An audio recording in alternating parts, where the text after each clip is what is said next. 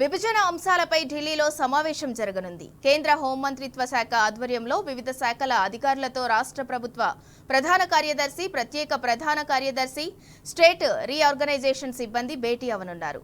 6 అంశాలు ఎజెండాగా ఈ మీటింగ్ సాగనుంది. గిరిజన ఉద్యానవన విశ్వవిద్యాలయంపై ప్రధాన ఫోకస్ ఉండే అవకాశం ఉంది. వీటితో పాటు ఇతర విభజన అంశాలపై కూడా అధికారుల మధ్య చర్చ జరగనుంది. తెలంగాణ విభజన అంశాలపై కేంద్ర ప్రభుత్వం ఢిల్లీలో సమావేశం నిర్వహించనుంది. నార్త్ బ్లాక్ లోని కేంద్ర హోంమంత్రిత్వ శాఖ కార్యాలయంలో రూమ్ నెంబర్ 123లో జరిగే ఈ భేటీకి కేంద్ర మానవ వనరులు, వ్యవసాయ, రైల్వేస్, బొగ్గు గనులు, ఉక్కు పరిశ్రమలు, ఉపరితల రవాణా, హైవే శాఖల అధికారులు హాజరవుతారు. ఈ మేరకు ఈ నెల 26న కేంద్ర హోం మంత్రిత్వ శాఖ నుంచి రాష్ట్ర ప్రభుత్వానికి అధికారిక సమాచారం అందింది.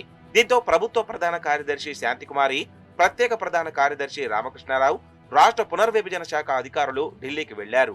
ఆంధ్రప్రదేశ్ పునర్విభజన చట్టం 2014 మేరకు ఇచ్చిన హామీలపై ఈ మీటింగ్ లో చర్చ జరగనుంది. చట్టంలోని షెడ్యూల్ 13లో పేర్కొన్న విద్యా సంస్థలు, మౌలిక వసతుల ప్రాజెక్టులపై ఫోకస్ పెట్టనున్నారు.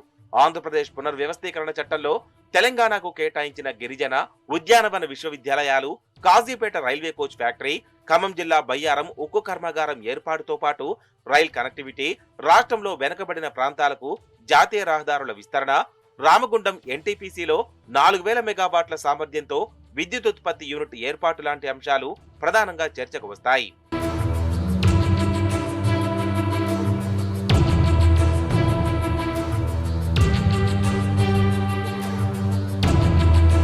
సెంట్రల్ అష్యూరెన్సెస్ కింద తెలంగాణ, ఏపీ రాష్ట్రాల్లో ట్రైబల్ యూనివర్సిటీల ఏర్పాటు కోసం కేంద్రం అన్ని రకాల సహకారం అందించాలని పునర్విభజన చట్టం స్పష్టంగా చెప్పింది.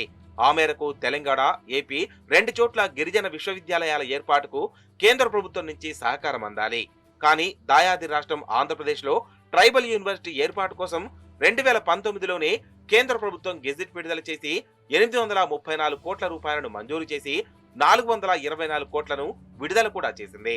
కానీ గెజిట్ విడుదల కోసం తెలంగాణ మాత్రం 2023 వరకు ఆగాల్సి వచ్చింది. అయితే ట్రైబల్ యూనివర్సిటీకి కేంద్రం ఇంకా నిధులు కేటాయించలేదు.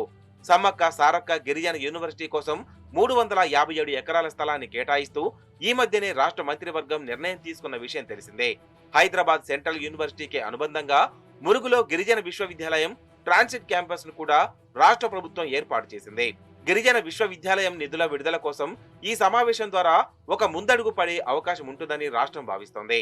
యూనివర్సిటీ ఎస్టాబ్లిష్మెంట్స్ కోసం 2 విడతల్లో 889 కోట్ల రూపాయలు రాష్ట్రానికి రావాల్సి ఉంది. కేవలం తెలంగాణ అధికారులతో మాత్రమే జరుగుతున్న ఈ భేటీలో ఎజెండాలోని అన్ని అంశాలను పరిష్కరించాలని కోరే అవకాశం ఉంది.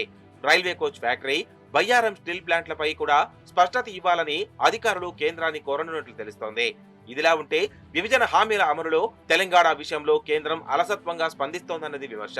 ఏపీకి ఇచ్చిన వాగ్దానాలను త్వరగా పూర్తి చేస్తున్న కేంద్రం రాష్ట్రం పట్ల సవతి ప్రేమను చాటుకుంటుందనేది అపవాదు.